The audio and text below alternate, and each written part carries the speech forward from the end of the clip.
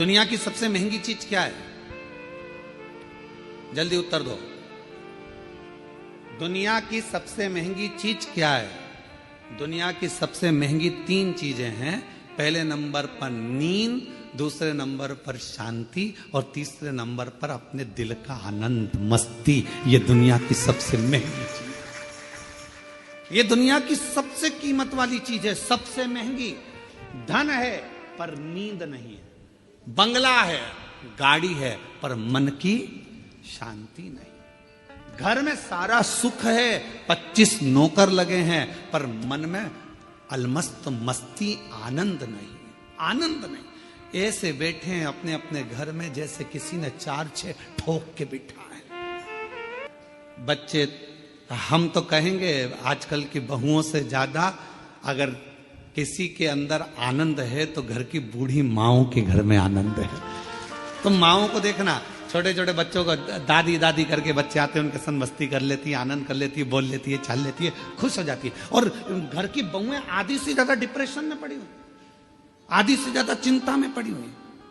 सारा काम तुम करोगे, तुम्हारे पास एक रत्ती की फुर्सत नहीं है, मेरे पास बैठने का समय नहीं है। और मालूम पड़े वो सारा दुकान का धंधा पानी छोड़कर तेरे पास बैठ जाए तो भी चैन नहीं है। दुकान कब जाओगे?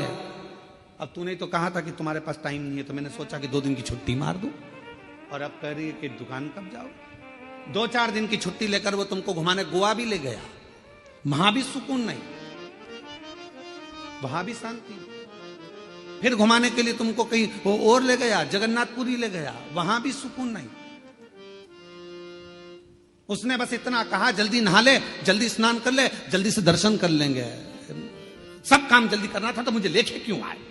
वहां भी तबेले जैसा मुंह हो गया। वो ना, कहां सुकून, कहां शांति, कहां प्रेम। लक्ष्मी जी से मां ख्याति देवी ने पूछा कि तेरे को सबसे ज्यादा सुकून, सबसे ज्यादा आनंद, सबसे ज्यादा अच्छा कहां लगता है? तो मां, जहां पर प्रेम होता है, जहां प्यार होता है, लक्ष्मी कहती है फिर वो गरीब का झोपड़ा क्यों ना हो, मुझे वो महल लगता है, मुझे वो बेहद। और दुनिया की सबसे महंगी, जो कीमत से नहीं मिल सकती, पैसा खर्च करने से नहीं मिल सकती, दुनिया की 3 चीजें सबसे ज्यादा महंगी हैं। आप भी मेरे साथ पूरे आस्था चैनल के साथ बोलें। पहले नंबर पर नींद, दूसरे नंबर पर शांति और तीसरे नंबर अपने मन का आनंद, सुकून, उत्सव, मन की खुशी। आप में से कई माताएं जितनी कथा श्रवण कर रही हैं, जितने पुरुष कथा श्रवण कर रहे हैं, मेरी जीजियां जितनी सुन रही, मेरे जीजा जितने सुन रहे हैं, बेटियां जितनी सुन रही, जितने बेटे सुन रहे हैं, तुम्हारी अलमारी कपड़ों से भरी पड़ी हुई है। तुम्हारी अलमारी में एक से बढ़कर एक रुपट्टे रखें, तुम्हारी अलमारी में एक से बढ़कर एक कपड़े रखें, तुम्हारी अलमारी में एक से बढ़कर एक जेवर रखा है, तुम्हारी अलमारी में एक से बढ़कर एक आभूषण रखें। ये नहीं कि हम ये नहीं कह रहे कि सोना का पहनो कि चांदी का पहनो, हम तो ये कह रहे हैं तुम्हारे पास में आर्टिफिशियल भी ढेर सारा रखा हुआ है। पति कुछ ना कुछ लेकर आता है, दे जाता है, तुम्हारे पास एक से बढ़कर एक वस्त्र रखें। पर ना जाने तुम्हारी सोच कैसी हो गई है कि अगर कहीं जाना भी है ना तो 50 बार मन में आलसी आ जाती, क्या करूंगी जाकर, क्या करना, तुम चले जाओ ना। रिश्तेदार के यहाँ, नातेदार के यहाँ पहले उमंग होती थी, खुशियां होती थी, रिश्तेदार के यहाँ कार्यक्रम आया, जाऊंगी, अच्छे कपड़े पहनूंगी, 4 जोर कपड़े लेकर जाती थी, एक से बढ़कर एक ज्वेलरी लेकर जाती थी, तैयार होती थी, श्रृंगार करती थी, अपने आप को सजाती थी। और जिस व्यक्ति ने अपने आप को सजाना प्रारंभ कर दिया, उस व्यक्ति ने परमात्मा को सजाना प्रारंभ कर दिया। आज आप अपने आप को संभाल नहीं पा रहे हो, आप अपने आप को सजा नहीं पा रहे हो, आप अपने आप का श्रृंगार नहीं कर पा रहे हो। पुरुष हैं, बस सवेरे जाना है, पैंट शर्ट पहनना है, जूते मोजे पहनना है और निकल के चले जाना है। रुमाल कैसा रखा है, जो है ठीक है, बाद में धो लेंगे। कॉलर पूरी काली हो रही है, बाद में साफ कर लेंगे। जो है बस जैसा चल रहा है चलना है। तुम्हारे भीतर के उमंग उत्सव उत्पन्न करो। अच्छे अच्छे वस्त्र हैं, किसके लिए कमा रहे हो? बेटा एप्पल का मोबाइल चलाए और तुम कीपैड लेकर घूमते आओ तो क्या मतलब की जिंदगी तुम्हारी? एक दिन बूढ़े हो जाओगे, सब धरा की धरा रह जाएगा। अपने भीतर के आनंद को, अपने भीतर की मस्ती को, अपने भीतर की शांति को और अपने भीतर की नींद को कभी जाने मत दो।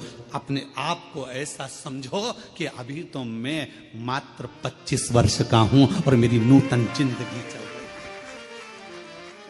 मेरी नूतन जिंदगी चल रही। हम कैसे जी रहे हैं? कैसे? उठे, गए, ऑफिस से थके हुए आए, दुकान पे से अल्लाह रोटी लगा दे। भोजन पत्नी ने थाली रख दी, वही रोटी, वही दाल, वही चावल, एक आध सब्जी, कभी डिजाइन चेंज हो जाता है, कभी हो जाता है, बस वो और वही खाया पिया और अपना मोबाइल उठाया, अपने कमरे में चले गए। पत्नी काम करी, अपने कमरे में मोबाइल चलाया। पत्नी आई, क्योंकि उसके सामने मोबाइल चलाएगा और एक आध किसी पर कमेंट्स हो गए। हमने पहले कथा में कहा था, इस मोबाइल ने बहुत कुछ छुड़ा दिया। पहले लोग टॉर्च लेकर चलते थे, मोबाइल आया तो टॉर्च खत्म हो गई। बोलो हुई कि नहीं हुई? आजकल मोबाइल में टॉर्च है। पहले लेकर छोटा सा रेडियो लेकर चलते थे, मोबाइल आया, रेडियो खत्म हो गया। पहले लोग कैमरा लेकर चलते थे फोटो खींचने के लिए, मोबाइल आया, कैमरा खत्म। पहले लोग पंचांग लेकर चलते थे मुहूर्त देखने के लिए, मोबाइल आया, पंचांग खत्म। मोबाइल आया, टार्च खत्म। मोबाइल आया, रेडियो खत्म। मोबाइल आया, सीडी खत्म। मोबाइल आया, टॉकीज खत्म। और मोबाइल तुम्हारी पत्नी के हाथ में आया तो तुम खत्म। भगवान शंकर की पवित्र कथा करे, घर के प्रेम को मेरे भगवान शिव का परिवार कह रहा है कि कैसे भी रहो, कहीं पर भी रहो, पर आपस का प्यार प्रेम खत्म मत। बचपन में मिला हुआ फ्री का प्रेम प्यार, जवानी में खरीदा हुआ, मेहनत कर कर कमाया हुआ प्रेम, और बुढ़ापे का मांग कर लिया गया प्रेम, ये तीनों अलग। पर शिव कथा कर रही है, भगवान शंकर का चरित्र कह रहा है, शिव महापुराण की कथा कर रही है। भीतर की शांति, नींद और अपने अंदर का उत्सव, आनंद, उमंग, उत्साह, ये कभी कहीं प्राप्त नहीं होगा, ये अपने अंदर से आपको लाना पड़ेगा, लाना।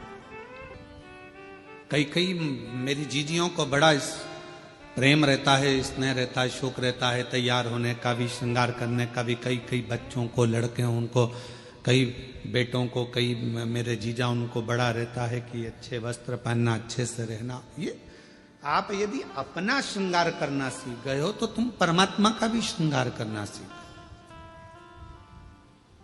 आज हम अपना भी श्रृंगार नहीं कर पा रहे, उत्साह ही नहीं है, भीतर उमंग ही नहीं है, सब समाप्त हो गई। कितना सुंदर कहा है। एक व्यक्ति ने पूछा कि क्यों गुरुजी, क्या भगवान के मंदिर जाना है तो कोई वस्त्र बदल कर जाना पड़ता है? परमात्मा के मंदिर जाने के लिए बाहर का जो वस्त्र है ये बदले ना बदले, पर शिव महापुराण की कथा कहती है अपने भीतर के अहंकार को त्याग कर, अपने भीतर की तृष्णा को त्याग कर, तब परमात्मा के नजदीक। हम बदल ही नहीं पा रहे। ऊपर के कपड़े तो हमने चेंज करे, वस्त्र बदले, पर हम परमात्मा के पास पहुंचकर भी हम श्रेष्ठ नहीं बने।